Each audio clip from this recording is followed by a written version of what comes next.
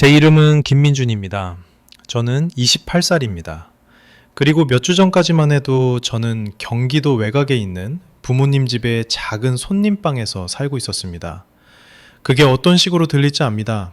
벌써부터 사람들의 판단하는 소리가 들리는 것 같네요. 다 큰 성인이 엄마 아빠 집에 얹혀 산다고요? 실패자, 루저. 제 부모님, 아버지와 어머니도 확실히 저를 그렇게 생각하셨습니다. 그들에게 저는 그저 공간만 차지하고 밥이나 축내는 정지된 물건 같은 존재였습니다. 하지만 현실은 그것보다 조금 더 복잡했습니다. 저는 IP 업계에서 일합니다. 아니, 정확히 말하면 기술 분야 경기가 곤두박질치고 회사 인력의 20%가 정리해고되기 전까지는 그랬습니다. 저축해둔 돈은 꽤 있었지만 서울의 월세는 천문학적이었습니다. 그래서 저는 계산적인 선택을 했습니다. 아무 초보 수준의 헬프데스크 직업이나 덥석 무는 대신 제대로 된 선임 시스템, 관리자 역할을 찾는 동안 돈을 아끼기 위해 본가로 들어온 것입니다. 저는 그게 현명한 선택이라고 생각했습니다. 부모님도 처음에는 동의했지만 그 합의는 빠르게 무너져 내렸습니다. 여느 때와 다름없는 화요일 저녁이었습니다. 거실에서는 TV 소리가 요란하게 울려 퍼졌습니다. 낡은 가죽 팔걸이가 달린 리클라이너 의자에 앉은 아버지는 오래된 형사 드라마 재방송을 보고 계셨습니다. 어머니는 식탁에 앉아 태블릿 화면을 거칠게 넘기고 계셨습니다. 저는 거실 장식장 뒤편에 무릎을 꿇고 앉아 먼지투성이인 케이블 뭉치에 둘러싸여 있었습니다. 인터넷이 너무 느리구나, 민준아. 어머니가 화면에서 눈을 떼지 않은 채 불평하셨습니다. 네가 집에 있을 때는 왜 항상 이렇게 느린 거니? 저는 이를 악물고 이더넷 케이블을 정리하며 대답했습니다. 느린 게 아니에요, 어머니. 지금 4K 스트리밍을 더 잘 처리할 수 있도록 스위치를 업그레이드하고 있는 중이에요. 30초 정도만 끊길 거예요. 글쎄, 느리게 느껴지는걸? 어머니가 쏘아붙였습니다. 네가 컴퓨터 잡동사니들을 이리 들고 온 뒤로 와이파이가 엉망이 됐어. 저는 반박하지 않았습니다. 그럴 의미가 없었으니까요. 부모님은 그들이 드라마 3편을 동시에 스트리밍할 수 있는 이유가 제가 제 돈으로 50만 원이나 주고 설치한 메시 네트워크 시스템 덕분이라는 걸 이해하지 못했습니다. 해가 지면 스마트 전등이 켜지는 이유가 제가 홈 오토메이션 허브를 프로그래밍했기 때문이라는 것도 몰랐죠. 가짜 금융사기 이메일이나 스팸 문자에 당하지 않은 이유가 제가 스팸 필터와 방화벽을 관리했기 때문이라는 것도 몰랐습니다. 그들에게 기술은 마법이었고 저는 가끔 그 마법을 깨트리는 손님방에 기생하는 요괴일 뿐이었습니다. 연결을 마치고 무릎을 털며 일어났습니다. 다 됐어요. 이제 속도가 훨씬 빨라질 거예요. 아버지는 고개조차 돌리지 않으셨습니다. 조용히 좀 해라, 민준아. 이거 보고 있잖아. 저는 물을 마시러 주방으로 갔습니다. 냉장고에는 파인애플 모양 자석으로 고정된 여동생 지은이의 인화된 사진이 붙어 있었습니다. 지은이는 24살이었습니다. 사진 속의 그녀는 부산 해운대의 어느 요트 위에서 샴페인을 들고 오버사이즈 선글라스를 낀 채 포즈를 취하고 있었습니다. 지은이는 인플루언서 혹은 본인 표현대로라면 디지털 콘텐츠 크리에이터이자 라이프스타일 큐레이터였습니다. 어머니가 주방으로 따라 들어오시더니 사진을 보자마자 표정이 환하게 밝아지셨습니다. 오늘 지은이 인스타그램 스토리 봤니? 새로운 화장품 라인 런칭 파티에 갔더구나. 정말 프로페셔널해 보이더라. 저는 물을 한 모금 마셨습니다. 잘 됐네요, 어머니. 정말 이름을 알리고 있어. 어머니는 저에게는 절대 보여주지 않는 자부심이 뚝뚝 묻어나는 목소리로 계속 말씀하셨습니다.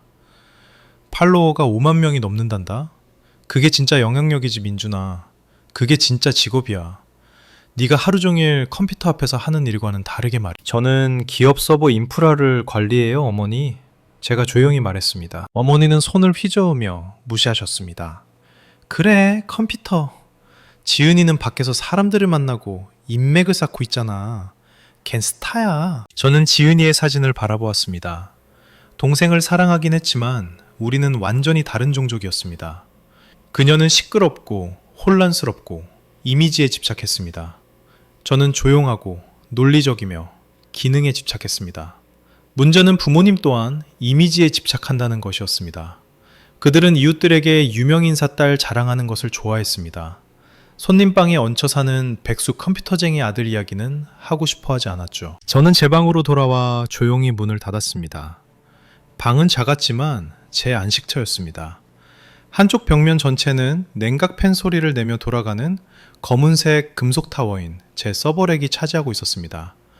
이건 단순한 컴퓨터가 아니었습니다. 제 포트폴리오였습니다. 프리랜서 고객들의 웹사이트를 호스팅하고 제 코딩 프로젝트를 위한 가상 머신을 돌리고 테라바이트급 데이터를 저장하고 있었죠. 제 생계수단이었습니다. 책상에 앉아 모니터를 켰습니다. 목요일에 차로 3시간 거리에 있는 대형 기술기업과의 최종 면접이 잡혀 있었습니다. 합격한다면 한 달 안에 이곳을 떠날 수 있었습니다. 조금만 더 버티면 됐습니다.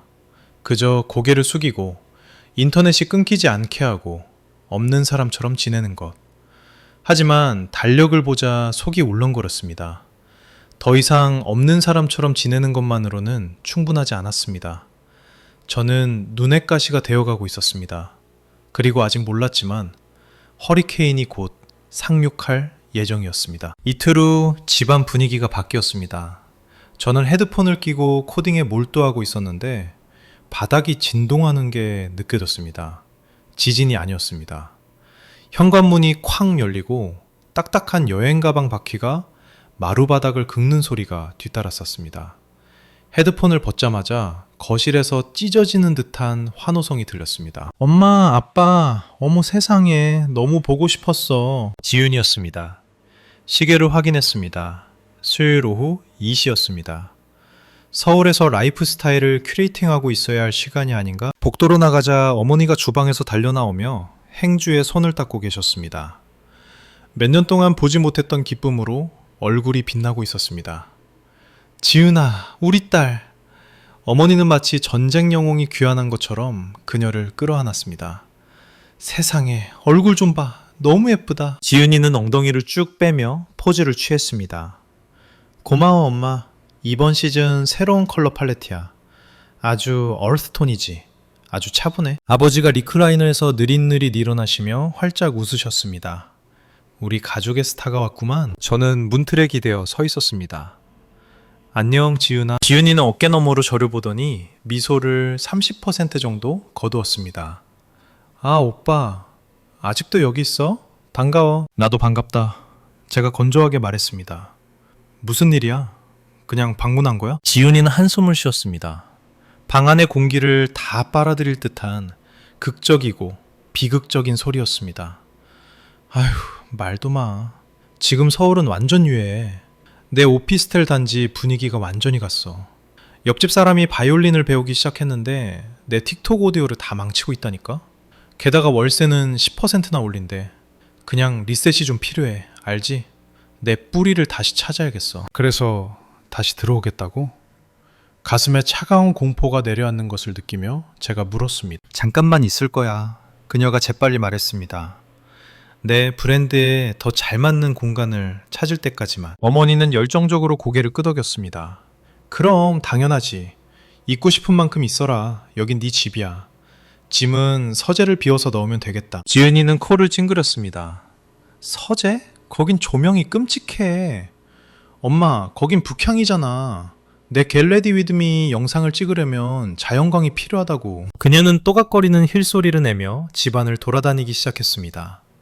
주방, 식당을 기웃거리고는 고개를 저었습니다. 그러다 제 방문 앞에서 멈췄습니다. 손님방. 그녀는 노크도 없이 문을 밀어젖혔습니다. 제가 앞으로 나갔지만 이미 늦었습니다. 그녀는 이미 안으로 들어가 빙글 돌며 공간을 살피고 있었습니다. 여기야. 그녀가 선언했습니다. 여기가 완벽해. 남향 창문, 카펫이 있어서 음연도 좋고 저 붙박이장은 내 보조의상을 넣기에 딱이야. 지은아, 제가 방으로 들어서며 말했습니다. 난 여기서 살고 있어. 그녀는 저를 돌아보더니 제 서버렉을 노골적인 혐오감을 담아 쳐다보았습니다. 오빠, 이 방은 오빠가 쓰기엔 너무 아까워. 이 잡동사니들 좀 봐. 흉물스럽잖아. 윙윙거리는 소리도 나고. 저 소음 속에서 잠이 와? 풍수지리적으로도 안 좋아. 이건 잡동사니가 아니야. 제 목소리가 딱딱하게 굳어졌습니다. 이건 기억용 하드웨어라고. 내 직업이야. 부모님도 방으로 따라 들어오셨습니다. 어머니는 지은이의 눈으로 방을 다시 보는 듯 둘러보셨습니다. 그러고 보니 어머니가 천천히 말씀하셨습니다. 지은이 말이 맞아. 이 방 채광이 제일 좋긴 하지. 오빠는 그냥 아래층으로 옮기면 되잖아. 지은이가 제가 거기 없는 사람인 양 경쾌하게 말했습니다. 지하실도 오빠가 하는 일에는 아무 문제 없어. 오빠는 어두운 거 좋아하잖아. 컴퓨터 하는 사람들은 어둠을 좋아하니까. 지하실은 침수대잖아, 지은아. 제가 말했습니다. 비가 많이 오면 물이 5cm씩 차올라. 거기에 전자기기를 둘 수는 없어. 아버지가 퉁명스럽게 말했습니다. 작년에 배수 펌프 고쳤다. 괜찮아. 안 괜찮아요, 아버지. 지난달에 고장났잖아요. 말씀드렸었는데요. 지은이는 창가로 걸어가 커튼을 활짝 젖혀 오후의 햇살이 쏟아져 들어오겠습니다. 상상이 돼. 여기 화장대를 놓고 구석에 린 조명을 설치하고. 정말 감성적일 거야. 어머니는 그 비전에 사로잡혀 고개를 끄덕였습니다. 정말 예쁘겠구나. 지은아, 잠깐만. 제가 지은이와 어머니 사이를 가로막으며 말했습니다. 난 생활비를 내고 있어. 공과금도 내고 식료품비도 내가 낸다고. 우린 합의했잖아. 내가 정규직을 구할 때까지 이 방을 쓰기로. 지은이가 웃었습니다. 날카롭고 거만함이 섞인 소리였습니다. 오빠 28살이잖아. 지금쯤이면 정규직이 있어야 하는 거 아니야? 내 말은 난 28살이고 자영업자라고. 저는 부모님을 쳐다보며 그들이 저를 변호해 주기를. 민준이는 열심히 일하고 있다. 민준이가 우리 네트워크를 관리한다. 민준이가 집안의 모든 것을 고친다. 라고 말해주기를 기다렸습니다. 대신 아버지는 팔짱을 꼈습니다. 지은이는 일할 공간이 필요하다. 민준아, 얘 일은 대중적인 거야. 이미지 관리가 중요하잖니. 제 일은 안 중요하고요. 제가 물었습니다. 어머니가 한숨을 쉬었습니다. 인터넷이 느릴 때 내던 바로 그 소리였습니다. 네 일은 그냥 타이핑하는 거잖아, 민준아. 타이핑은 어디서든 할 수 있어. 지은이는 스튜디오가 필요해. 저는 세 사람을 바라보았습니다. 똘똘 뭉친 그들, 금쪽 같은 딸, 딸의 비위를 맞추는 엄마, 방관하는 아빠. 아무리 라우터를 고쳐주고 돈을 아껴줘도 저는 절대 우선순위가 될 수 없다는 걸 깨달았습니다. 지하실로는 안 가요. 제가 단호하게 말했습니다. 아버지의 얼굴이 오랜만에 보는 붉은색으로 변했습니다. 저녁 먹으면서 얘기하자. 아버지가 낮은 목소리로 말했습니다. 하지만 지은이는 여기 머물 거다. 그건 확실히 해. 지은이는 입꼬리를 살짝 말아 올리며 승리감에 도취된 표정으로 저를 비웃었습니다. 고마워요, 아빠. 아빠가 최고야. 그날 저녁 식사는 고기 반찬이었습니다. 퍽퍽하고 맛없는 고기였죠. 앞으로 벌어질 대화에 딱 어울리는 메뉴였습니다. 지은이는 처음 20분 동안 대화를 독점하며 자신의 참여지표, 브랜드 파트너십, 그리고 경기도 외곽에서 맛있는 말차 라떼를 찾기가 얼마나 어려운지에 대해 떠들었습니다. 부모님은 마치 산상수훈이라도 듣는 것처럼 그녀의 말 한마디 한마디에 귀를 기울였습니다. 저는 조용히 밥을 먹으며 하고 싶은 말을 연습했습니다. 좋은 소식이 있었습니다. 목요일에 면접이 있었습니다. 3주, 아니 4주만 기다려주면 영원히 그들 눈앞에서 사라질 것이라고 말하고 싶었습니다. 월급도 받고 아파트도 구하고 윙윙거리는 서버렉도 가져갈 거라고요. 지은이가 아이스티를 마시며 잠시 숨을 고를 때 제가 기회를 잡았습니다. 저기 목요일에 면접이 있어요. 제가 말했습니다. 어머니가 젓가락을 입으로 가져가다 말고 올려다 보셨습니다. 아, 하이마트에서. 아니 어머니, 하이마트가 아니고요. 물류회사의 선임 시스템 관리자 역할이에요. 초봉이 1억 원이에요. 저는 그들이 유일하게 이해하는 언어가 돈이라고 생각해서 금액을 또렷하게 말했습니다. 1억 원. 아버지가 은퇴하기 전에 벌던 것보다 많은 액수였습니다. 아버지는 고기를 천천히 씹으셨습니다. 그래서 그 직장은 어디 있는데? 여기서 북쪽으로 3시간 거리 도시에 있어요. 제가 말했습니다. 합격하면 다음 달에 나갈 거예요. 지은이가 웃었습니다. 합격한다면? 그게 큰 변수네, 오빠. 요즘 기술 시장 망하고 있다며. 트위터에서 기사 봤어. 다들 해고당한다던데. 난 자격이 충분해, 지은아. 목소리가 떨리지 않게 노력하며 말했습니다. 아버지가 수저를 내려놓았습니다. 독이 그릇에 부딪히는 소리가 마치 판사의 망치 소리처럼 들렸습니다. 우린 한 달을 기다리고 싶지 않다, 민준아. 저는 그를 쳐다보았습니다. 네? 내 엄마랑 상의해봤다. 아버지는 저를 보지 않고 소금통을 보고 계셨습니다. 지은이가 돌아왔어. 얜 자리를 잡아야 해. 당장 컨텐츠를 생산해야 하고 계약된 건들도 있어. 서재를 쓰면 되잖아요. 제가 말했습니다. 아니면 식당이나. 아니, 어머니가 날카로운 목소리로 끼어들었습니다. 내 방이 필요해. 그 방만 쓸 수 있어. 알겠어요. 제가 이성적으로 말하려고 노력했습니다. 좋아요. 제가 취직하면 아파트를 구할 때까지 몇 주만 지하실로 옮길게요. 침수 위험은 감수하고요. 아버지는 고개를 저었습니다. 아니, 우린 네가 이제 나갈 때가 됐다고 생각한다, 민준아. 저는 얼어붙었습니다. 나갈 때가 됐다니. 너도 이제 28살이야. 아버지의 목소리가 약간 높아졌습니다. 여기 온 지 6개월이나 됐어. 넌 너무 편해. 너무 안락하다고. 안전망이 있으니까 노력을 안 하는 거야. 하루에 5군데씩 지원하고 있어요. 제가 반박했습니다. 프리랜서 일도 하고 있고요. 전기요금도 제가 내잖아요, 아버지. 지금 먹고 있는 이 식료품비도 제가 냈고요. 그건 월세 축에도 못 껴. 어머니가 침착한 척하던 가면을 벗어던지고 소리쳤습니다. 넌 네가 무슨 선심이라도 쓰는 줄 아는구나. 다 큰 어른이 부모 등골이나 빼먹고 살면서. 넌 거머리야, 민준아. 그 단어가 공중에 매달렸습니다. 거머리. 지은이는 웃음을 참으며 접시를 내려다보고 있었습니다. 제가 거머리라고요?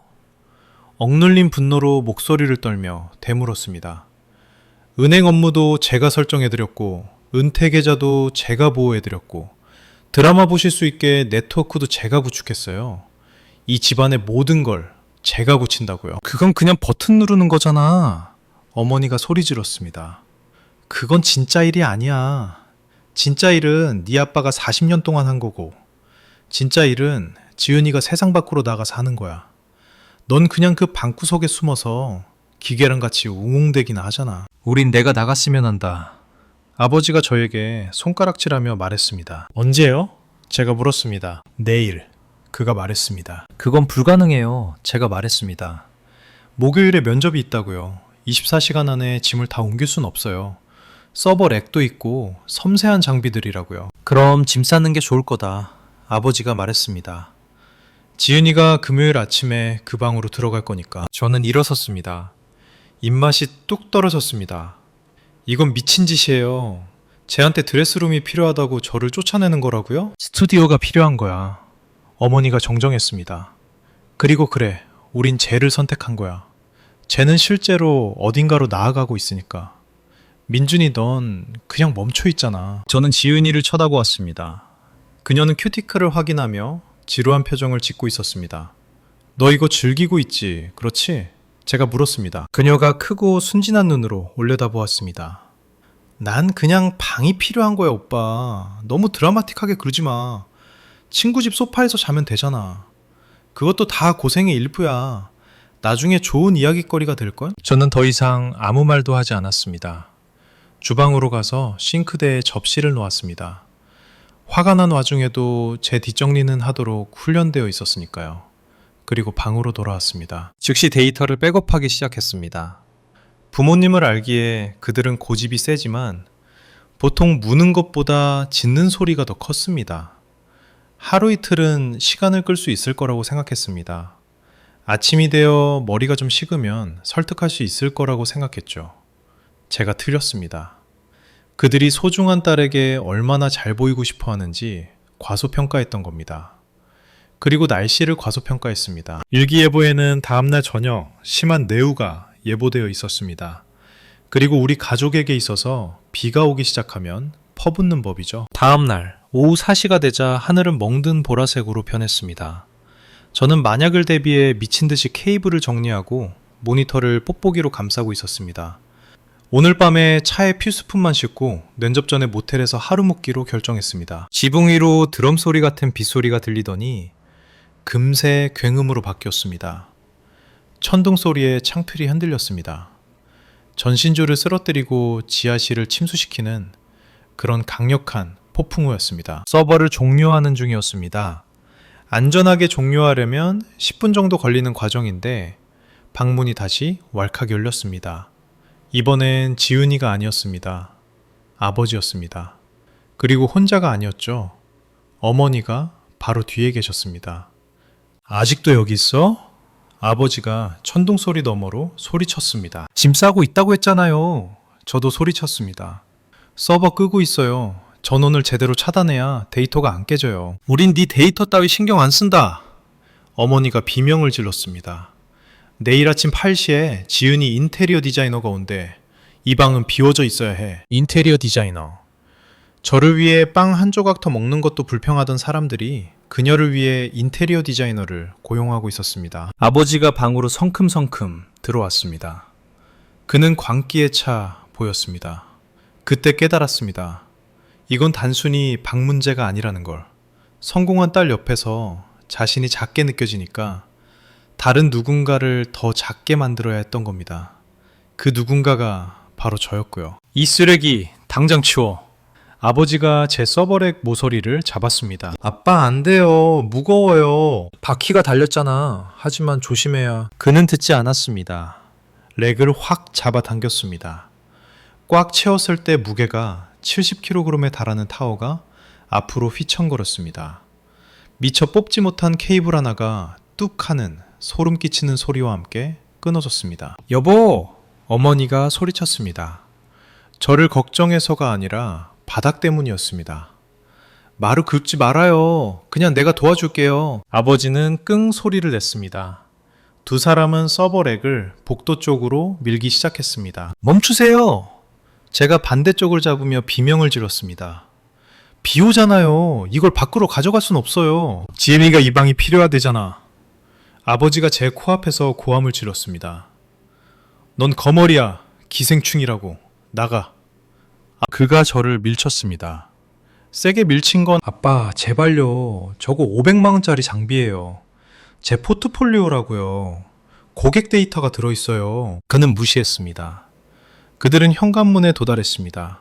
지은이는 거실에 서서 핸드폰을 들고 있었습니다. 플래시가 켜져 있었습니다. 이걸 녹화하고 있었던 겁니다. 세상 최악의 오빠가 안 나가고 버티네요. 그녀가 화면에 대고 슬픈 척 입을 삐죽거리며 내레이션을 했습니다. 너무 유해해. 아버지가 현관문을 발로 차서 열었습니다. 바람이 윙윙거렸고 현관으로 빗물이 들이닥쳤습니다. 나가! 아버지가 소리쳤습니다. 그는 서버렉을 문지방 너머로 밀어버렸습니다. 현관 포치에는 계단이 3개 있었습니다. 보통은 경사로를 이용해야 합니다. 아버지는 경사로를 쓰지 않았습니다. 그냥 렉을 밀어버렸습니다. 시간이 느리게 흐르는 것 같았습니다. 제가 3년 동안 업그레이드해온 커스텀 서버가 포치 가장자리 너머로 넘어가는 것을 지켜보았습니다. 쿵 하는 금속 찌그러지는 소리와 플라스틱 깨지는 소리를 내며 콘크리트 계단으로 떨어졌습니다. 그리고 굴러갔습니다. 이미 흙탕물이 3cm나 차 있는 잔디밭으로 굴러 떨어졌습니다. 안 돼! 목이 찢어지라 비명을 질렀습니다. 저는 그들을 지나쳐 빗속으로 달려나갔습니다. 어머니는 멈추지 않았습니다. 제가 싸둔 옷상자, 책, 부품 상자들을 집어들고는 제 뒤로 던져버렸습니다. 다른 데 가서 빌어먹어. 어머니가 악을 썼습니다. 아버지는 하드드라이브 백업이라고 적힌 상자를 발로 찼습니다. 상자는 포치에서 날아가 웅덩이에 정확히 착지했습니다. 문이 쾅 닫혔습니다. 잠금 장치가 철커덕 잠기는 소리가 들렸습니다. 저는 쏟아지는 빗속에 서 있었습니다. 순식간에 뼈까지 젖어버렸습니다. 유일한 빛은 머리 위에서 번쩍이는 번개와 거실 창문에서 새어나오는 따뜻한 노란 불빛뿐이었습니다. 안에서 그들이 보였습니다. 아버지는 지은이와 하이파이브를 하고 있었습니다. 어머니는 웃고 계셨고요. 그들은 축하하고 있었습니다. 비는 얼음장처럼 차가워서 숨이 턱 막힐 정도였습니다. 하지만 추위는 느껴지지 않았습니다. 하얗게 타오르는 공포만이 느껴졌습니다. 저는 진흙탕 속에 처박힌 서버렉 옆에 무릎을 꿇었습니다. 렉은 옆으로 쓰러져 반쯤 진흙에 잠겨 있었습니다. 강화 유리는 산산조각이 났습니다. 빗물이 메인보드, 그래픽카드, 파워 서플라이 위로 들이붓고 있었습니다. 제발. 진흙 묻은 잔디로 움켜쥐며 손을 떨었습니다. 제발. 괜찮아라. 파워 서플라이 뒷면에서 희미한 초록색 불빛이 깜빡이는 게 보였습니다. 한 번, 두 번 깜빡이더니 칙 하는 희미한 소리와 함께 꺼져버렸습니다. 그 작은 불빛은 제 경력의 심장박동이었고 저는 방금 그 심장이 멈추는 것을 보았습니다. 저는 하드드라이브 상자로 기어갔습니다. 종이 상자는 이미 빗물에 녹아 곤죽이 되어가고 있었습니다. 상자를 찢어 열었습니다. 정전기 방지 봉투가 젖어 있었습니다. 물이 안으로 들어갔습니다. 이건 백업이었습니다. 다음 주에 은행 대여금고에 넣으려 했던 오프라인 백업이었습니다. 집을 올려다보았습니다. 지은이가 커튼 사이로 쳐다보고 있었습니다. 더 이상 촬영은 하지 않았습니다. 그저 컵 속의 물에 빠져 죽어가는 벌레를 구경하듯 호기심 어린 표정이었습니다. 저는 소리 지르지 않았습니다. 창문에 돌을 던지지도 않았습니다. 기이할 정도로 차가운 평온함이 저를 덮쳤습니다. 그것은 완전한 파괴가 주는 명료함이었습니다. 일어섰습니다. 신발이 진흙 속에서 질척거렸습니다. 차로 걸어갔습니다. 진입로에 주차된 10년 된 세단이었습니다. 트렁크와 뒷문을 열었습니다. 저는 20분 동안 망가진 제 인생을 차에 실었습니다. 서버렉은 혼자 들기엔 너무 무거워서 빗속에서 바로 분해해야 했습니다. 통풍구에서 눈물처럼 물이 쏟아져 나오는 젖은 서버 블레이드를 꺼내 뒷좌석에 쌓았습니다. 눅눅해진 옷들은 트렁크에 던져 넣었습니다. 케이블 하나, 나사 하나, 부스러기 하나까지 다 주워 모았습니다. 그들에게 치워야 할 쓰레기 하나 남겨주지 않으려 했습니다. 제 물건이 지저분하다고 불평할 건덕지조차 주지 않을 생각이었습니다. 마지막 상자를 싣고 운전석에 앉았습니다. 물이 뚝뚝 떨어졌습니다. 차 안에서는 젖은 개 냄새와 오존 냄새가 났습니다. 손이 너무 심하게 떨려서 시동키를 꽂기조차 힘들었습니다. 시동을 걸었습니다. 히터에서 찬바람이 나와 몸이 격렬하게 떨렸습니다. 마지막으로 집을 쳐다보았습니다. 현관 등불이 깜빡거렸습니다. 폭풍우 때문에 배선에 쇼트가 난 모양이었습니다. 저는 어느 차단기가 그 등을 제어하는지 정확히 알고 있었습니다. 어느 전선이 느슨한지도 정확히 알고 있었죠. 평소라면 내일 고쳐야겠다고 생각했을 겁니다. 이번엔 아니었습니다. 행운을 빈다. 집에 대고 속삭였습니다. 행운이 필요할 거야. 후진기어를 넣고 진입로를 빠져나왔습니다.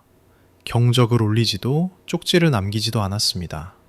저는 그저 어둡고 비 내리는 밤속으로 제가 가진 유일한 집과 저를 사랑해야 마땅했던 사람들을 뒤로하고 운전해 나갔습니다. 빗물에 삼켜져 집이 백미러에서 사라질 때까지 운전했습니다. 어디로 가는지도 몰랐습니다. 그저 계속 움직여야 한다는 것만 알았습니다. 멈추면 완전히 무너져 버릴 것 같았거든요. 저는 노숙자였습니다. 혼자였고 흠뻑 젖어 있었습니다. 하지만 몇 킬로미터씩 그들과 거리가 멀어질수록 다른 사실을 깨달았습니다. 저는 자유였습니다. 첫날 밤은 제 인생에서 가장 긴 밤이었습니다. 호텔에 갈 여유가 없었습니다. 아직은요. 저축한 돈은 있었지만 공포는 사람을 비이성적으로 만듭니다. 100원 한 푼이 생명줄처럼 느껴졌습니다. 무너질 수 없었습니다. 저는 30km 정도 떨어진 24시간 대형마트 주차장으로 갔습니다. 가로등 아래 주차하는 게 안전할 것 같았습니다. 뒷좌석으로 넘어가 젖은 하드드라이브 더미를 밀어내고 다리 뻗을 공간을 만들었습니다. 비참했습니다. 창문은 순식간에 김이 서렸습니다.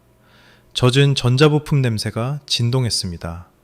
타버린 회로에 날카로운 금속성 냄새. 휴대폰을 꺼냈습니다. 배터리가 5% 남았습니다. 아침까지 자동차 배터리가 방전되지 않기를 기도하며 차량용 충전기에 꽂았습니다. 알림을 확인했습니다. 엄마에게서도 아빠에게서도 연락은 없었습니다. 하지만 인스타그램 알림이 하나 있었습니다. 지응 바입씨님이 스토리에 게시물을 올렸습니다. 보지 말았어야 했습니다. 정말 보지 말았어야 했는데 눌러버렸습니다. 영상은 텅 빈 제 방을 보여주었습니다. 책상에 있던 자리에는 아직 카펫이 눌려 있었습니다. 지은이의 목소리가 매끄럽고 명랑하게 내레이션을 했습니다. 자, 여러분, 대박 업데이트. 드디어 이 공간에서 부정적인 에너지를 다 치워버렸어요. 내일부터 스튜디오 변신 시작합니다. 과정을 보여드릴 생각에 너무 설레요.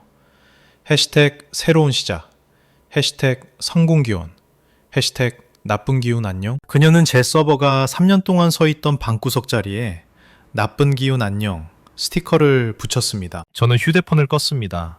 축축한 후드티를 몸에 감고 차 천장을 응시했습니다. 잠은 오지 않았습니다.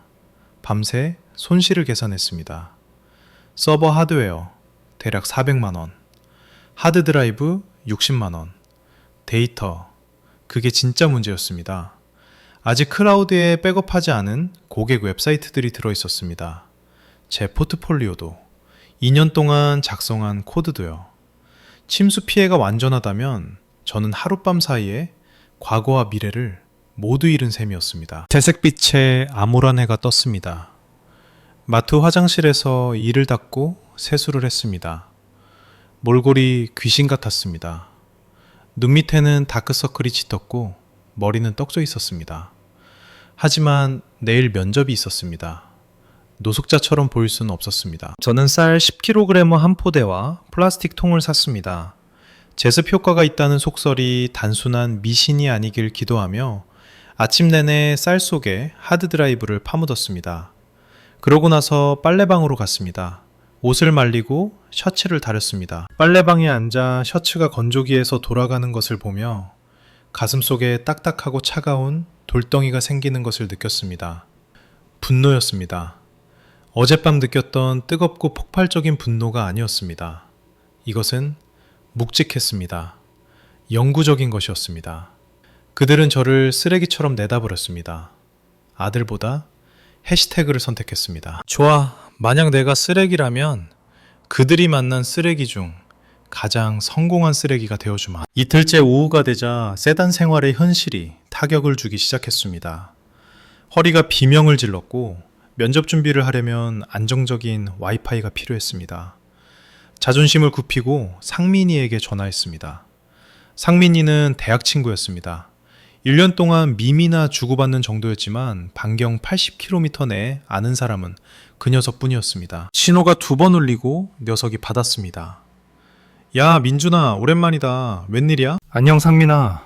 저기 좀 급한 일인데 내가 좀 곤란한 상황이라. 저는 상황을 설명했습니다.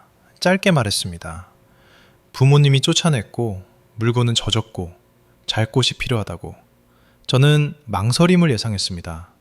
와이프한테 물어볼게 라는 대답을 예상했죠. 대신 상민이는 말했습니다. 야, 당장 이리로 와. 주소 찍어줄게. 우리 치킨 먹으려던 참이야. 30분 후 저는 상민이의 지저분하지만 따뜻한 거실로 들어갔습니다. 그의 아내 지연 씨는 저를 동정의 눈빛으로 보지 않았습니다. 그녀는 수건과 맥주를 건넸습니다. 소파 베드에 새 시트 깔아놨어요. 필요한 만큼 계세요. 저는 울 뻔했습니다. 모두를 손에 쥐고 서서 저에게 빚진 것도 없는 이 두 사람이 부모님이 6개월 동안 해준 것보다 더 큰 존엄성을 5분 만에 보여주는 것을 바라보았습니다. 저는 그들의 식탁에 지휘본부를 차렸습니다. 제 노트북은 쌀통에서 건조 중이라 상민이의 여분 노트북을 썼습니다. 클라우드 백업에 접속했습니다. 기적적으로. 제 포트폴리오의 핵심 커널이 깃허브에 있었습니다. 전부는 아니었지만 면접관들에게 보여주기엔 충분했습니다. 밤새 준비했습니다. 물류회사를 조사하고 기술 스택을 암기하고 답변을 연습했습니다.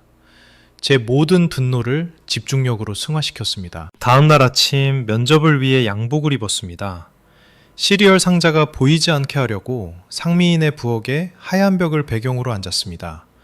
CTO와 수석 엔지니어와의 면접이었습니다. 그들은 어려운 질문을 던졌습니다.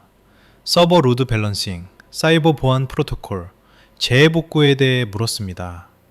위기를 대처했던 경험에 대해 말해보세요 라고 물었을 때 저는 웃음이 나올 뻔했습니다. 카메라를 똑바로 쳐다보며 말했습니다. 불과 48시간 전에 환경적인 요인으로 치명적인 하드웨어 고장을 겪었습니다. 저는 제한된 자원으로 운영하면서 24시간 이내에 중요 데이터의 50%를 복구하고 나머지를 클라우드 기반 솔루션으로 마이그레이션 했습니다. CTO가 눈썹을 치켜 올렸습니다. 인상적이군요. 회복력이 좋네요. 저는 그 환경적 요인이 제 아버지의 발이었다는 말은 하지 않았습니다. 면접이 끝났습니다. 노트북을 덮었습니다. 이틀 동안 참고 있었던 숨을 내쉬었습니다. 상민이가 들어왔습니다. 어때? 잘 된 것 같아? 그런 것 같아. 제대로 한 것 같아. 3일 후, 저는 상민이네 부부에게 시간을 주기 위해 여전히 주차된 차 안에 앉아 있을 때 전화벨이 울렸습니다. 모르는 번호였습니다. 여보세요? 김민준입니다. 안녕하세요, 민준 씨. 넥서스 로지스틱스 인사팀의 엘레나입니다. 심장이 갈비뼈를 쿵쿵 때렸습니다. 합격 소식을 전해드리려고요. 안도감이 너무나 물리적으로 다가와서 현기증이 날 정도였습니다. 시장 연봉은 협의한 대로 1억 원이고 이사 지원비 500만 원이 별도로 지급됩니다. 2주 후에 출근 가능하신가요? 저는 핸들을 꽉 잡았습니다. 네, 물론이죠. 그날 밤 우리는 축하 파티를 했습니다. 상민이가 피자를 사고 제가 맥주를 샀습니다. 다시 인간이 된 기분이었습니다. 다음 한 주는 정신없이 지나갔습니다. 이사 지원비를 이용해 넥서스 본사가 있는 도시에 아파트 보증금을 걸었습니다. 부모님 집에서 3시간 떨어진 곳이었습니다. 완벽했죠. 아파트는 원룸 오피스텔이었습니다. 겨우 15평 남짓 작았습니다. 라미네이트 바닥에 회색 벽, 창밖으로는 벽돌담 뷰가 보였습니다.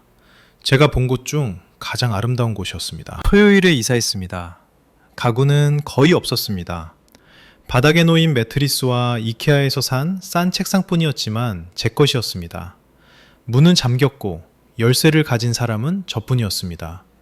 아무도 들이닥칠 수 없었습니다. 아무도 소리 지를 수 없었습니다. 아무도 제 물건을 빗속에 던질 수 없었습니다. 워커 스테이션을 설치했습니다. 메인 서버는 죽었습니다. 완전히 튀겨졌죠.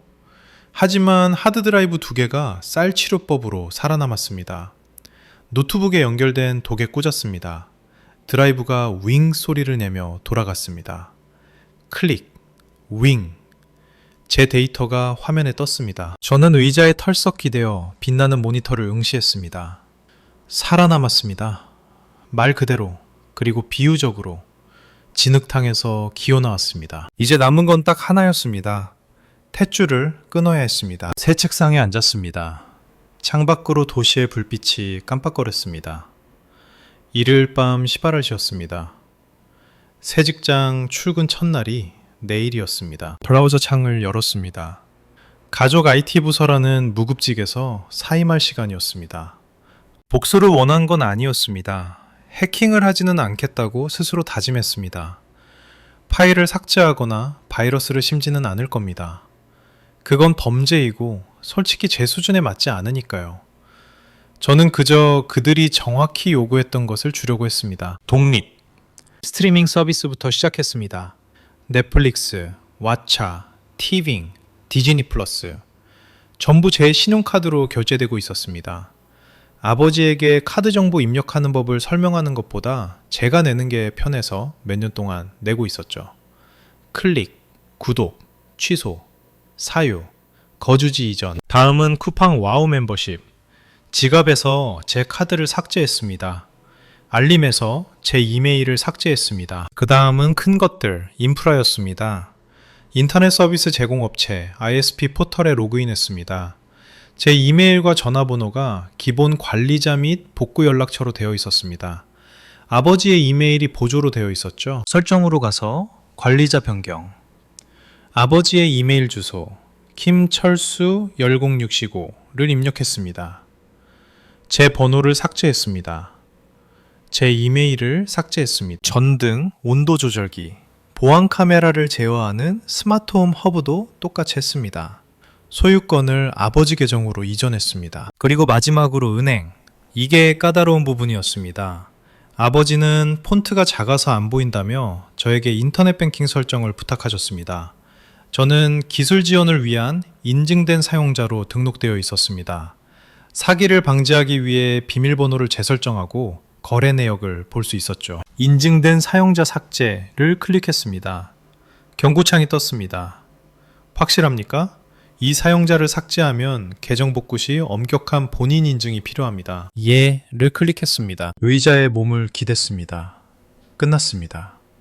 저는 디지털적으로 절단되었습니다. 휴대폰을 꺼냈습니다. 연락처로 갔습니다. 엄마, 아빠, 지은. 차단하지는 않았습니다. 아직은요. 그들이 제가 사라진 걸 알아차리는지 보고 싶었습니다. 다음 주 생일에 축하한다고 전화가 올지 아니면 넷플릭스가 끊겼을 때만 전화할지 보고 싶었습니다. 차단 버튼 위에 엄지손가락을 올리고 망설였습니다. 아니, 침묵이 더 좋은 무기였습니다. 휴대폰을 내려놓았습니다. 아파트 안의 침묵은 무거웠지만 외롭지 않았습니다. 평화로웠습니다. 냉장고에 가서 차가운 탄산음료를 꺼냈습니다. 텅 빈 방을 향해 건배했습니다. 거머리를 위하여 소리내어 말했습니다. 음료를 마시고 불을 끄고 바닥의 매트리스에서 잠을 잤습니다. 몇 년 만에 처음으로 이를 갈지 않고 잤습니다. 그때는 몰랐지만 남쪽으로 3시간 떨어진 곳에서는 첫 번째 도미노가 이미 흔들리고 있었습니다. 저에게 폭풍은 지나갔지만 지은이네 집에는 험악한 예보가 기다리고 있었습니다. 만약 여러분이 민준이를 응원하고 기술 지원 없이 금쪽이가 현실 세계를 어떻게 감당하는지 보고 싶다면 좋아요 버튼을 누르고 채널을 구독해주세요. 그리고 댓글로 지금 살고 계신 도시 이름을 남겨주세요. 모든 댓글이 이 이야기가 더 많은 사람에게 닿는데 도움이 됩니다. 정말 감사합니다. 침묵은 정확히 12일 동안 지속되었습니다. 12일간의 평화. 새 아파트에서 깨어나 사람들은 뭔가를 고쳐주면 실제로 고마워하는 직장에 가고 조용하고 건조한 공간으로 퇴근하는 12일이었습니다. 책상에 앉아 디지털 파일들을 정리하고 있는데 휴대폰이 진동했습니다. 부모님이 아니었습니다. 사촌동생 수진이었습니다. 수진이는 가족 내에서 유일한 중립적인 인물이었습니다. 19살이고 똑똑하고 눈치가 빨랐죠. 가족관계가 유해하다는 걸 알았지만 드라마를 피하기 위해 조용히 지냈습니다. 오빠, 이거 미리 알려주는 건데 여기 완전 난리 났어. 고모 지금 정신 나감. 제가 답장을 보냈습니다. 무슨 일인데? TV가 안 나와. 브리저튼을 못 보신대. 고모부한테 고치라고 소리 지르고 난리야. 저는 미소를 지었습니다. 무슨 일이 일어났는지 정확히 알았거든요. 스마트 TV 인증 토큰이 만료된 겁니다. 보안상의 이유로 몇 달에 한 번씩 발생하죠. 보통이라면 제가 휴대폰으로 10초 만에 재인증했을 겁니다. 하지만 저는 더 이상 관리자가 아니었습니다. 고모가 직접 고치려고 해. 공유기 버튼을 막 누르고 있어. 저는 움찔했습니다. I'm crazy there. 너무 늦었어. 방금 반짝거리는 박스 코드를 뽑았어. 이제 와이파이 완전히 나갔음. 저는 의자에 등을 기댔습니다. 공유기 코드를 뽑는 게 보통은 제한까지는 아니지만 어머니는 코드를 뽑았다가 엉뚱한 포트에 다시 꽂는 버릇이 있었습니다. 이더넷 출력선을 입력 포트에 꽂으면 루프백이 생겨서 로컬 네트워크 전체가 다운되죠. 답장하지 않았습니다. 수진이가 타이핑을 하면서 텍스트 풍선이 나타났다 사라지는 걸 지켜보기만 했습니다. 난리 났어. 브이로그 업로드하던 중이었거든. 고모부한테 자기 커리어 망치고 있다고 소리 지르는 중. 완벽하게 그려졌습니다. 평소 완벽한 이미지의 성전 같았던 거실이 기술 문맹들의 패닉으로 아수라장이 되는 모습이요. 몇 시간 후 예전 ISP 앱에서 첫 번째 알림이 왔습니다. 계정은 삭제했지만 앱은 아직 제 폰에 깔려 있었고 푸시 알림 캐시가 남아 있었던 모양입니다. 경고. 네트워크 상태 오프라인. 그들이 인터넷을 완전히 죽이는데 성공했습니다. 그날 밤 저는 죄책감과 만족감이 뒤섞인 묘한 기분으로 잠자리에 들었습니다. 죄책감은 반사작용이었습니다. 제가 해결사였던 옛삶의 환상통 같은 거였죠. 하지만 만족감, 그건 새로운 것이었습니다. 그들이 몇 년 동안 부정한 저의 가치가 저의 부재를 통해 마침내 증명되고 있다는 것을 아는 느낌이었습니다. 다음 날은 토요일이었습니다. 아버지 김철수 씨가 인터넷 고객센터에 전화하는 모습을 상상했습니다. 어떻게 될지 뻔했습니다. 대기만 45분 걸릴 겁니다. 상담원과 연결되면 계정 핀번호를 물어보겠죠? 아버지는 모를 겁니다. 제가 설정했으니까요. 핀 번호 없이는 도와줄 수 없다고 할 겁니다. 수동으로 공유기를 리셋하라고 하겠죠. 그리고 여기서 지윤이가 채팅에 입장합니다. 수진이의 업데이트에 따르면 지윤이는 자기가 틱톡 편집을 할 줄 아니까 기술을 잘 안다고 착각하고 나섰습니다. 그녀는 인터넷 속도가 문제라며 대역폭을 우선순위로 설정해야 한다고 선언했습니다. 그녀는 모뎀 뒷면에 물리적 리셋 버튼을 찾았습니다. 클립이 있어야 누를 수 있는 그 버튼. 30초 동안 누르고 있으면 모든 설정을 날려버리고 공장 초기화 상태로 만드는 그 버튼 말입니다. 그녀는 그 버튼을 눌렀습니다. 오후 2시 스마트 온도 조절기 클라우드 계정에 여전히 연결되어 있던 제 휴대폰이 울렸습니다. 스마트 도어락 연결 끊김, 장치 오프라인, 현관 보안 카메라 연결 끊김. 지윤이가 집을 핵 폭발시켰습니다. 모뎀을 공장 초기화함으로써 그녀는 모든 스마트 기기가 찾고 있던 네트워크 이름 민전 메시를 지워버렸습니다. 집은 이제 links underscore default 5G 같은 일반 신호를 보내고 있었고 어떤 기기도 그걸 인식하지 못했습니다. 스마트 전등은 켜지지 않을 겁니다. 클라우드에서 외부 온도를 받아오던 온도 조절기는 기본값인 22도로 돌아갔습니다. 열쇠를 맨날 잃어버려서 쓰던 현관 스마트 도어락은 이제 물리적 열쇠가 없으면 열 수 없는 멍청한 자물쇠가 되어버렸습니다. 그들은 멍청해진 집에 갇혔고 그걸 다시 켤 지능이 없었습니다. 저는 3시간 떨어진 조용한 아파트에서 커피를 마셨습니다. 지은이가 5만 팔로워들에게 왜 포스팅을 못하는지 설명하려고 애쓰는 모습을 상상했습니다. 아버지가 3년 동안 자동화되어 있던 전등을 수동으로 켜려고 애쓰는 모습을 상상했습니다. 유치하다는 거 인정합니다. 하지만 거머리 소리를 듣고 난 뒤 그들이 무능함의 웅덩이에 빠져 허우적대는 걸 보는 건 정의구현처럼 느껴졌습니다. 하지만 저는 지은이를 과소평가했습니다. 그녀는 단순히 무능한 게 아니라 위험할 정도로 자신감이 넘쳤습니다. 인터넷이 안 돌아오자 그녀는 돈 문제를 해결하기로 결심했습니다. 일요일 아침, 집은 24시간 동안 오프라인 상태였습니다. 아버지 철수 씨는 문제가 요금 때문일 거라고 판단했습니다. 제가 언젠가 자동이체에 대해 말했던 걸 기억해낸 거죠. 신용카드가 만료됐을 거라고 생각했습니다. 부분적으로는 맞았습니다. 인터넷 요금 결제 카드는 지난주에 만료되었습니다. 저는 보통 업데이트를 해줬죠. 이번엔 안 했습니다. 그래서 아버지는 새 카드 번호를 확인하기 위해 은행 계좌에 로그인하려고 했습니다. 아버지는 2019년 이후로 인터넷 뱅킹에 로그인한 적이 없었습니다. 그는 지은이의 휴대폰 핫스팟에 연결된 데이터 요금을 엄청나게 쓰고 있는 가족 공용 데스크톱 앞에 앉아 로그인 화면을 노려보았습니다. 아이디를 입력했습니다. 맞았습니다. 비밀번호를 입력했습니다. 패스워드 123.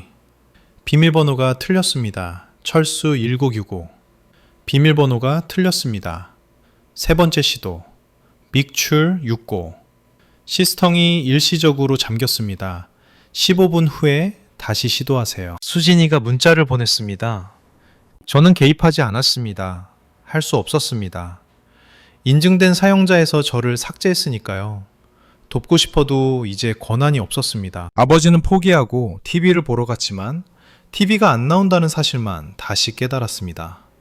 그는 잔디를 깎으러 차고로 나갔고 컴퓨터는 로그인 화면인 채로 남겨졌습니다. 그때 지윤이가 앉았습니다. 지윤이는 돈이 필요했습니다.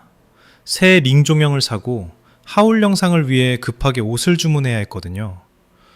그녀의 카드는 늘 그렇듯 한두 초과였기에 사업 비용이라는 명목으로 가족 카드를 종종 빌렸었습니다. 그녀는 계정 잠금 화면을 보았습니다. 15분을 기다리지 않았습니다.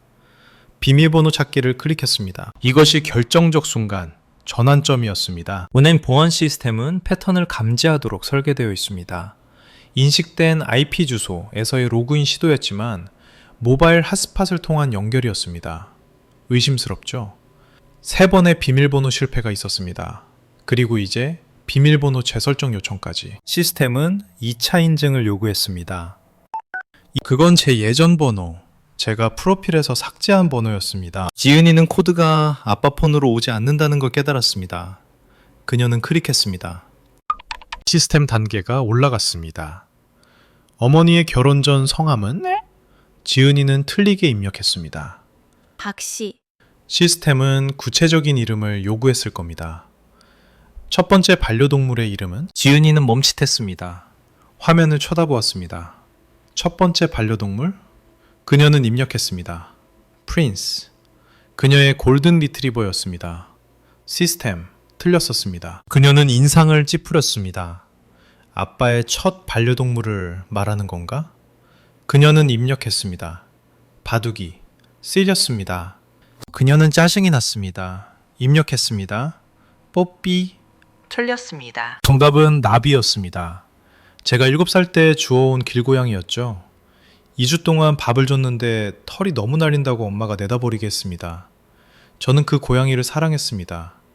그 집에서 저를 좋아해준 유일한 존재였으니까요. 몇 년 전 아버지의 보안 질문을 설정할 때 나비로 해뒀습니다.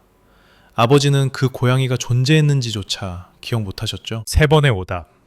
은행 알고리즘은 결정을 내렸습니다. 만료된 카드, 실패한 로그인, 의심스러운 인터넷 연결, 삭제된 관리자 그리고 실패한 보안 질문. 시스템은 명의도용이라고 비명을 질렀습니다. 시스템, 접속 거부, 계정이 사기 의심으로 신고되었습니다. 검토 전까지 모든 자산이 동결됩니다. 월요일 아침 붕괴가 찾아왔습니다. 어머니는 주간 스파 예약에 갔습니다. 지불카드를 건넸습니다. 승인 거절. 그녀는 어색하게 웃었습니다. 다시 해보세요. 칩이 문제인가 봐요. 승인 거절. 카드사에 문의하세요. 신용카드를 시도했습니다. 승인 거절. 어머니는 아버지에게 현금을 가져와 달라고 전화했지만 아버지는 주유소에서 트럭에 기름을 넣으려다 카드가 거절당해 곤란한 상황이었습니다. 그들은 은행에 전화했습니다. 금융사기 방지팀으로 연결될 때까지 대기해야 했습니다. 마침내 연결되었을 때 상담원은 본인 확인을 요구했습니다. 계정에 대한 다수의 의심스러운 접속 시도가 확인됩니다. 상담원이 말했습니다. 고객님의 보호를 위해 예금 및 적금을 포함한 모든 연결 계좌를 잠갔습니다. 잠금을 해제하려면 계정 기록에 기재된 보조 관리자와의 구두 확인이 필요합니다. 내가 주인이라고! 아버지가 소리쳤습니다. 고객님, 디지털 프로필은 김민주님이 관리하시는 것으로 되어 있습니다. 통화 가능하신가요? 아니, 아버지가 소리쳤습니다. 걔는 갔어. 내 돈을 내가 쓰겠다는데. 이해합니다, 고객님. 하지만 관리자가 최근 삭제되었고 이후 보안 프로토콜 실패가가 있었기 때문에 신분증 2개와 주소를 증명할 수 있는 공과금 청구서를 지참하시고 지점을 직접 방문하셔야 합니다. 알겠어. 아버지가 말했습니다. 지점으로 가면 될 거 아니야. 그리고 고객님, 상담원이 덧붙였습니다. 로그인해서 청구서를 다운로드 하실 수 없으시니 종이 청구서를 가지고 계신가요? 없었습니다. 제가 5년 전에 환경에 더 좋다며 종이 없는 청구서로 바꿨으니까요. 그들은 무프에 갇혔습니다. 청구서를 뽑을 인터넷이 없음. 은행을 풀 청구서가 없음. 인터넷 요금을 낼 은행 계좌가 잠김. 그리고 디지털 열쇠를 쥐고 있는 유일한 사람은 빗속으로 쫓겨난 사람이었죠. 저는 데브옵스 팀과 회의 중이었는데 테이블 위에서 휴대폰이 진동하기 시작했습니다. 뒤집어 놨지만 진동은 집요했습니다. 힐끗 봤습니다. 마더 5분 뒤 10분 뒤 동료인 사라 씨가 저를 보며 말했습니다. 오늘 인기 많네요? 저는 굳은 미소를 지었습니다. 그냥 스팸이에요. 받지 않았습니다. 점심을 먹으러 갔습니다. 비싼 초밥 세트 3만원짜리를 주문했습니다. 제 지불카드로 결제했습니다. 제 은행 계좌는 분리되어 있고 안전하며 완전히 제 통제하에 있었으니까 아주 잘 긁혔습니다. 매운 참치로를 먹으며 부재중 전화 목록을 보았습니다. 그들은 패닉 상태였습니다. 화면을 뚫고 그 기운이 느껴졌습니다. 순양간 그들이 전화하면 저는 벌떡 일어났습니다. 민준아, 프린터 걸렸다. 민준아, PDF 첨부 어떻게 하니? 민준아, 고쳐라. 오늘은 아닙니다. 오늘은 초밥을 먹고 있으니까요. 저는 4시간 동안 그들을 끓여 놔두었습니다. 그들이 무력함의 무게를 진정으로 느끼길 바랐습니다. 거머리가 사실은 생명 유지 장치였다는 걸 깨닫길 바랐습니다. 오후 9시에 드디어 음성 메시지를 확인했습니다. 첫 번째는 아버지였습니다. 화가 나 있었습니다. 민준아, 전화 받아라. 은행이 잠겼어. 네가 무슨 짓을 한 거냐? 해킹했냐? 5분 안에 전화 안 하면 경찰에 신고하겠다. 었습니다. 경찰이라. 여보세요, 경찰관님. 아들이 집을 나가는데 제가 비밀번호를 까먹었어요. 참 잘도 도와주겠네요. 두 번째 메시지는 1시간 뒤 어머니였습니다. 스트레스가 묻어났습니다. 민준아, 제발 장을 못 보겠어. 카드가 안 돼. 지은이가 내일 촬영 때문에 사진작가한테 돈을 보내야 하는데 자금이 우리 계좌랑 묶여 있대. 그냥 전화 좀 줘라. 세 번째는 지은이였습니다. 오빠, 나쁜 놈처럼 굴지 마. 이거 안 웃겨. 오빠가 우리 엿먹인 거지? 고쳐놔. 저는 소파에 앉아 창밖으로 비가 내리는 걸 보았습니다. 제 서버를 적시던 폭풍우가 아닌 부드러운 비였습니다. 그때 아버지에게서 문자가 왔습니다. 민준아, 제발. 우리 진지하다. 아무것도 접속이 안 돼. 다 잠겼어. 관리자 코드가 필요해. 네가 인증을 해줘야 한다. 이거였습니다. 지렛대를 줄 순간 그들이 저를 불렀던 이름들을 생각했습니다. 거머리, 기생충, 실패자, 진흙탕에 누워있던 제 서버를 생각했습니다. 답장을 천천히 글자 하나하나를 음미하며 쳤습니다. 도와주겠다고 하지 않았습니다. 왜 잠겼는지 기술적인 이유를 설명하지도 않았습니다. 그저 그들의 행동을 비추는 거울을 들어보였습니다. 지은이 스튜디오 공간이 필요하다고 거머리를 쫓아내셨잖아요. 제가 짐이라는 걸 분명히 하셨죠. 그래서 짐을 덜어드린 겁니다. 시스템이 고장났으면 가장 아끼는 딸한테 고치라고 하세요. 걔가 똑똑한 애잖아요. 전송 버튼을 눌렀습니다. 그리고 휴대폰을 껐습니다. 와인 한 잔을 따랐습니다. 와인을 자주 마시지는 않지만 오늘 밤은 축하할 만했습니다. 문자를 읽었을 때 거실의 풍경을 상상했습니다. 금쪽 같은 딸은 쓸모없고 실패자가 모든 카드를 쥐고 있다는 걸 깨닫는 그 순간을요. 아기처럼 푹 잤습니다. 이틀 뒤인 수요일 오후 5시 30분에 회사 건물을 나섰습니다. 해가 지면서 주차장에 긴 그림자가 드리워졌습니다. 차 한 대가 보였습니다. 아버지 트럭이었습니다. 소방차 전용 구역에 불법 주차되어 있었습니다. 아버지는 보닛에 기대어 계셨는데 마지막으로 봤을 때보다 10년은 늙어 보였습니다. 어머니는 조수석에 앉아 창백한 얼굴을 하고 계셨습니다. 3시간을 운전해서 온 겁니다. 수진이가 못 견디고 제 회사 주소를 알려준 게 분명했습니다. 저는 멈췄습니다. 뒤돌아 건물로 들어가 보안 요원을 부를까 생각했지만 그들을 마주하기로 했습니다. 트럭으로 걸어갔습니다. 오셨어요, 아버지, 어머니. 아버지가 똑바로 섰습니다. 민준아, 얘기 좀 하자. 시계를 확인했습니다. 약속이 있어서요. 이봐, 아들. 그는 권위적인 아버지 목소리를 내려고 했지만 삑사리가 났습니다. 이 정도면 충분하잖아. 네 뜻은 알겠다. 이제 비밀번호 내놔. 비밀번호가 아니에요, 아버지. 제가 차분하게 말했습니다. 계정이 사기로 신고된 거예요. 보조 관리자가 은행 사기 방지팀과 신원을 확인해야 해요. 전화로 2시간 정도 걸려요. 그럼 타라. 그가 말했습니다. 지금 하자. 저는 웃었습니다. 싫어요. 싫다니 무슨 말이니?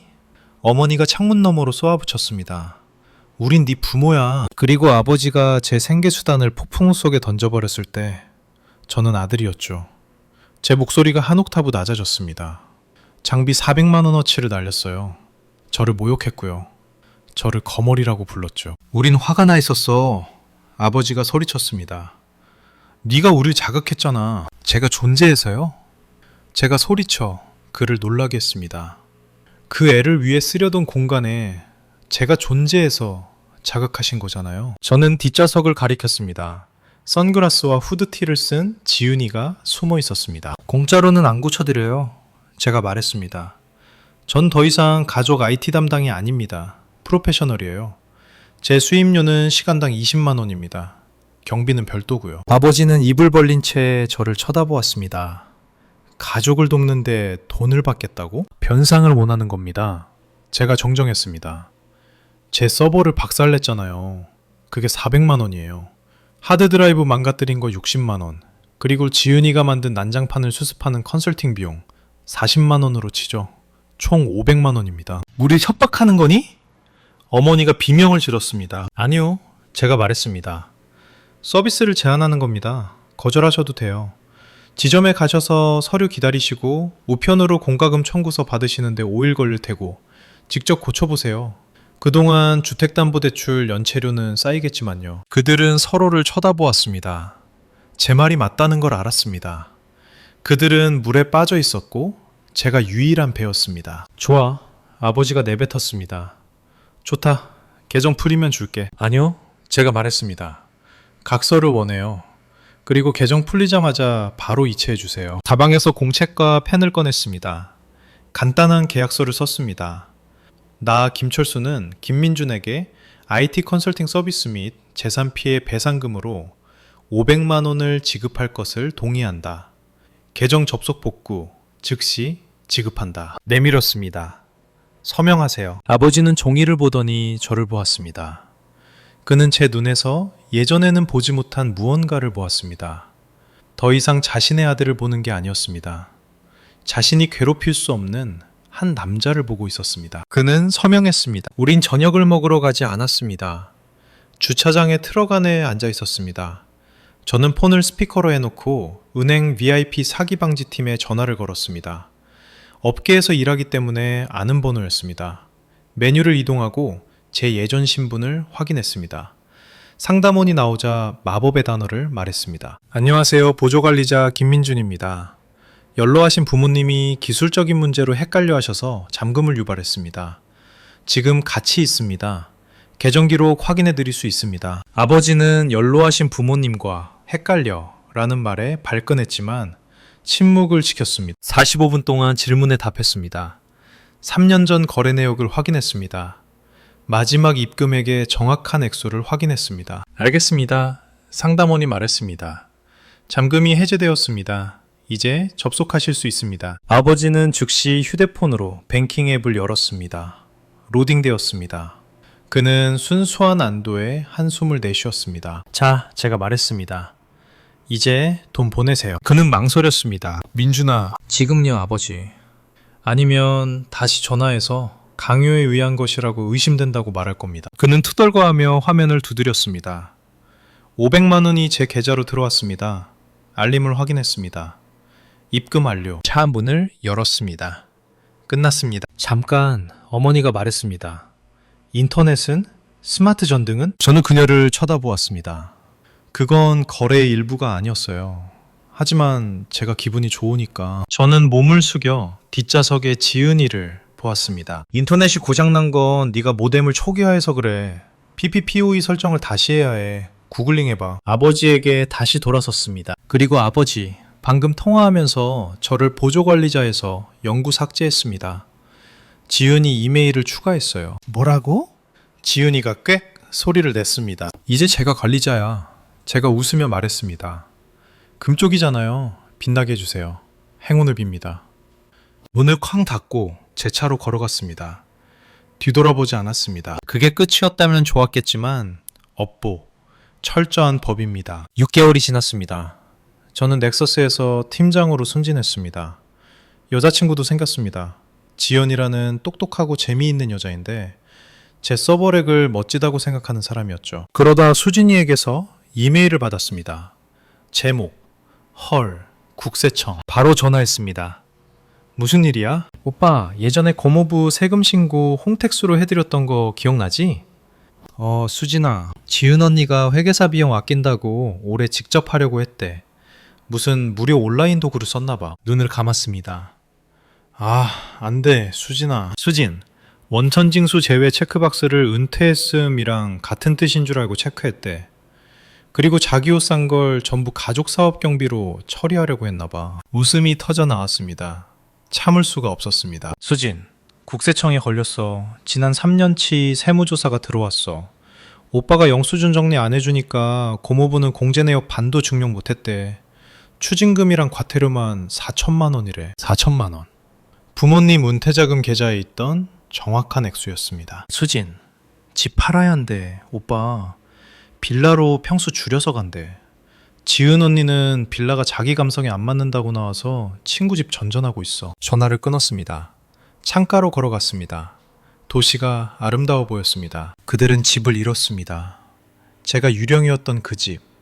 제 인생을 젖은 잔디밭으로 던져버렸던 그 집. 슬픔이 찌릿하게 느껴졌지만 먼 감정이었습니다.